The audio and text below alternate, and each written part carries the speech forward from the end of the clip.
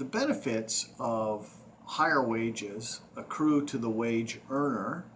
Arguments have been made on behalf of people that are concerned about folks in the labor market that the people need to be better compensated for their labor efforts. When they're better compensated, they require less social services from government. Higher paid people tend to commit less crimes. They're more socially engaged. They have higher qualities of life. So if you can maintain employment at higher wage, people are generally better off.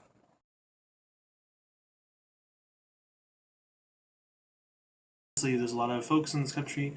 Most folks in this country are not making a living wage.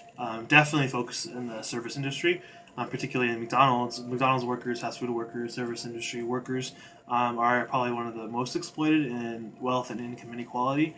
I think everybody benefits from raising the minimum wage. When you lift up the lowest, those on the lowest rung on the ladder, you actually lift up everybody. When you put more disposable income in the pockets of working class Americans, it actually helps everybody.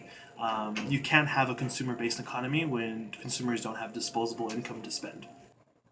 A minimum wage regulation or a minimum wage law compels employers to compensate employees at particular levels.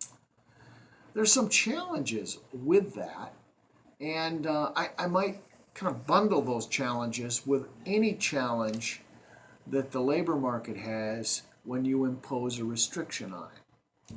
So when you tell employers what they have to pay, if it's above, say, what a competitive market would drive wages to, that creates a particular friction in the market. Similarly, if you tell people who they can hire, it creates a friction in the market.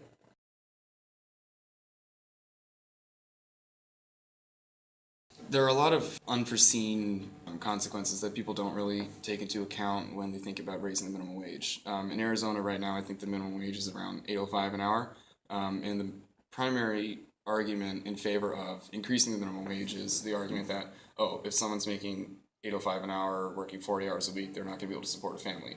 And that might be true in a lot of cases, especially if you're in a single earner family, right? So you're a single parent working minimum wage. However, the minimum wage has never been intended to support a family. It's never been intended to be the dead end, right, for a career. So, I mean, people don't normally want to work a minimum wage job for their entire life.